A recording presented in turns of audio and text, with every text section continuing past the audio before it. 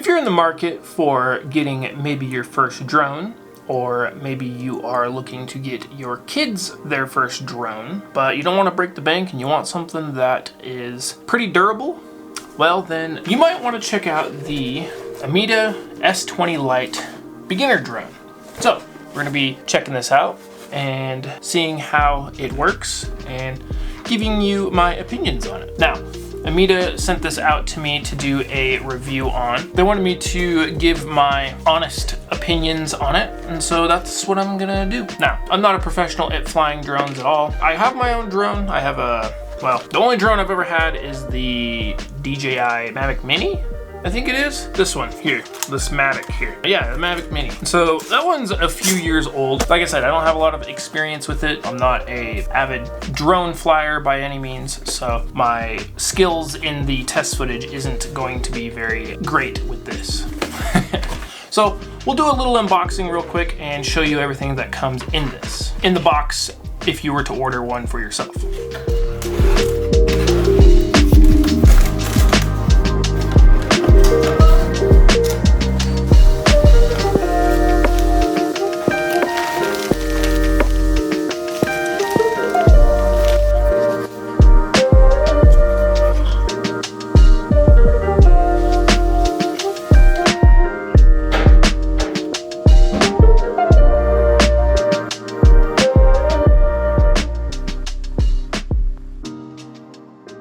So for a beginner drone, this entire package will cost you $100 on Amazon or from the Ameta website. So $100 might seem a little steep for what you get out of this, but you also have to think it comes with this carrying bag. You get extra propellers and like extra parts and stuff like that. You get 2 batteries, which adds up to 36 minutes of flight time. And during my test run of this drone, I drained through both of the batteries, and I gotta say, like, I didn't think 36 minutes was that long of a time, but being able to swap the batteries out was actually really nice. So, and even if you have like a portable charger or something with you, the batteries are USB-C chargeable.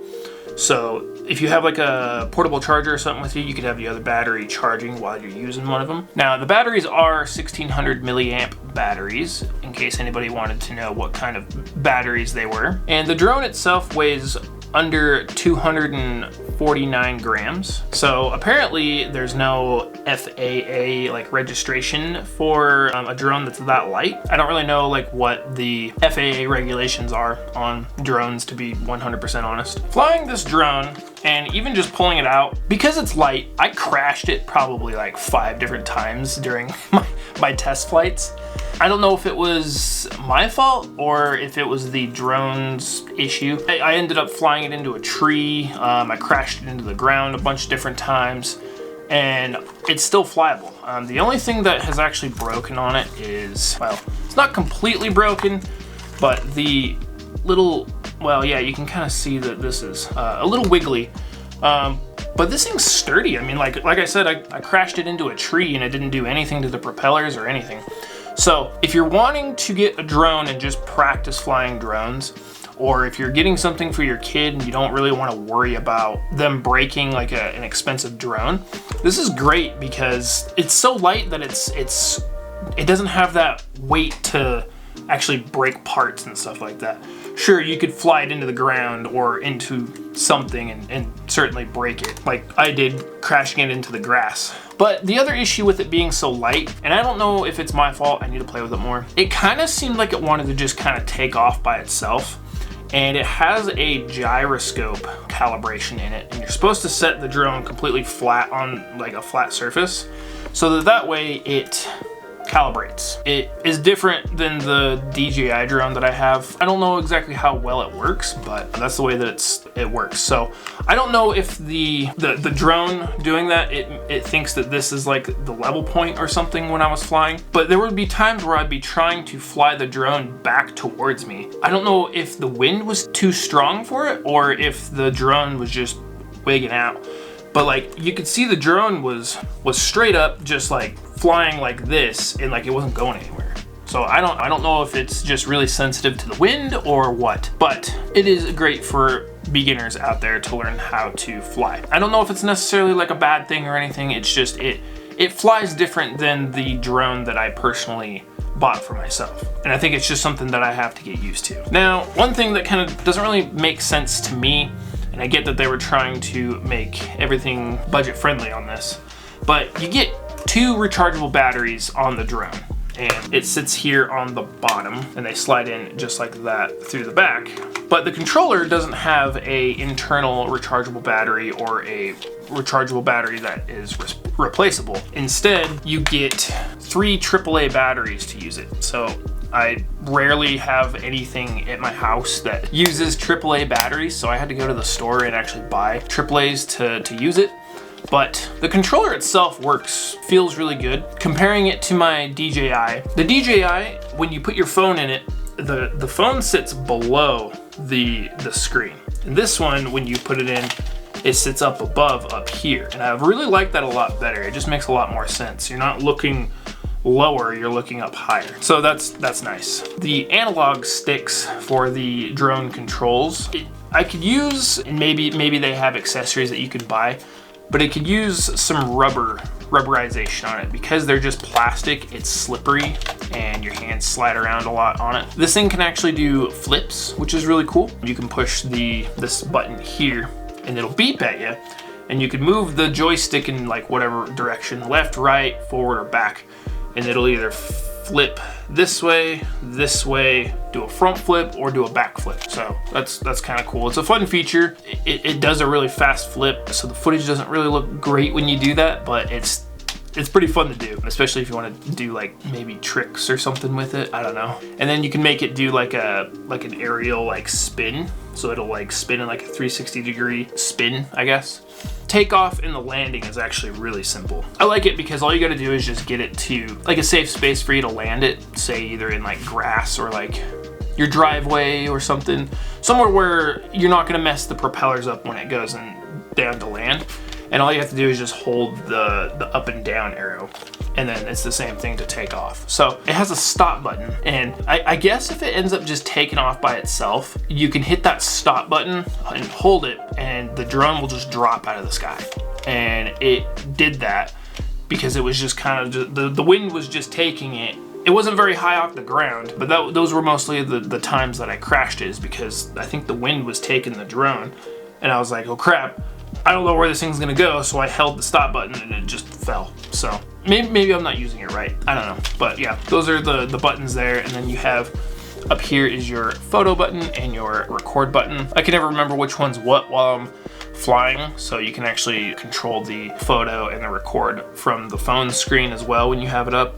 I'd rather just do that rather than trying to remember which button is what up here. And then this other side is your camera tilt, to make the camera look straight, or you can make it look down. The only issue with that is it doesn't have a nice steady motion of it moving like this. It has little notches, so it'll go like that, and it has little tiny little movements. Now, it says that it has a 4K camera, and in the settings you can take 4K photo, but the drone footage, the recording is actually 2K, and it's at 30 FPS. Now it says that it is a f2.0 on the aperture.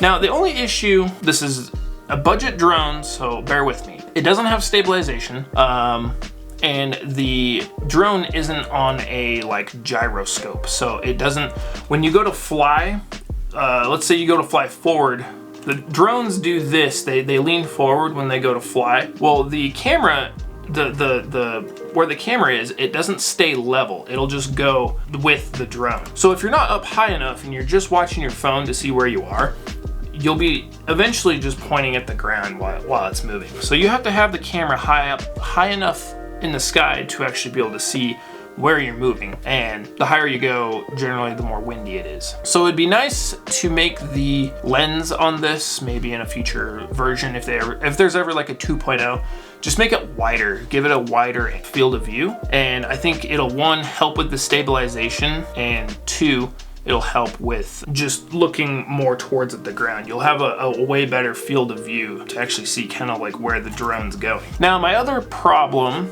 was that it ended up losing Wi-Fi connection to my phone a lot, and that could have been, I was kind of flying it near a radio tower, so I don't know if that had some form of interference with this or not, but if I got it a little bit too far away, the recording would kind of stop on my phone, so I couldn't see what the camera seen. It would be kind of splotchy and it would freeze. So I had to try and find where the drone was in the sky to try and get it to fly back to me before the wind caught it and blew it away. So it never happened. I got it back to me pretty easily, but yeah. Mostly if you plan to fly these, just practice in like an open park where there's not like a bunch of trees or buildings, and just make sure you go out on a nice calm day. At least in my area, as long as I go out kind of more during the morning time, it's a little bit less breezy or windy. One more thing, and I don't know if you can do it, but when you go to turn the drone on and the controller on, the beeping that is within the speakers is just so ear-piercingly loud that it's really annoying. Like, it's so loud that I can almost feel the controller vibrate. So if there's a way to turn the volume down on the remote and the drone, I would love to know how to do that, but for now, I don't know how to do that, and it's really freaking annoying. Overall, like, I had a really good time flying this. Like, it was pretty fun to fly. I don't know if I would necessarily use this for like cinematic drone shots, but to just kind of get your feet wet with flying drones and to see like if you want to actually like get into flying drones, or if you want to spend money on a more expensive drone, the Ameta drones are really good to start out with, just to kind of get a feel for how drones work and how they fly and stuff.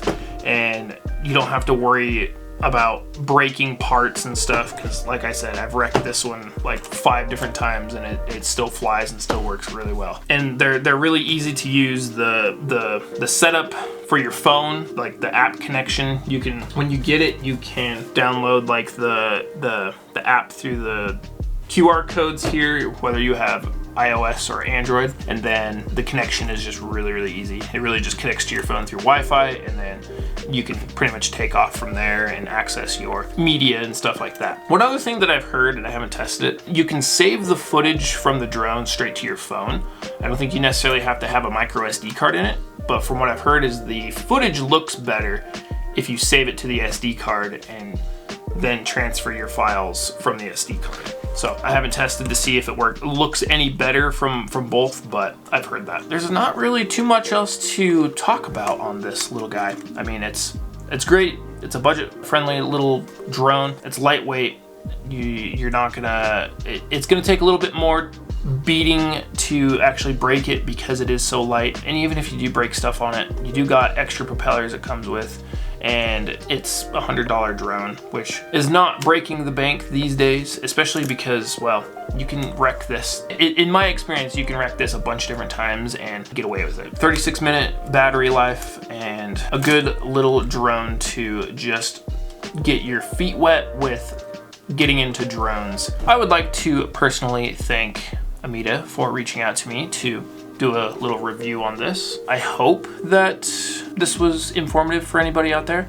I know my content generally isn't about drones or more modern cameras, but I like to check out, newer stuff as well. So I'm hoping people end up, stumbling across this and enjoying this video. I'll make a little montage video of my flight footage that I've gotten with this. Hopefully it looks decent and it doesn't look like I just crashed the video crashed the drone every time. So if you're looking for this drone for yourself, I'll leave a Amazon affiliate link in the description if you want to get one of these drones for yourself or for one of your kids to try flying. I'll also leave a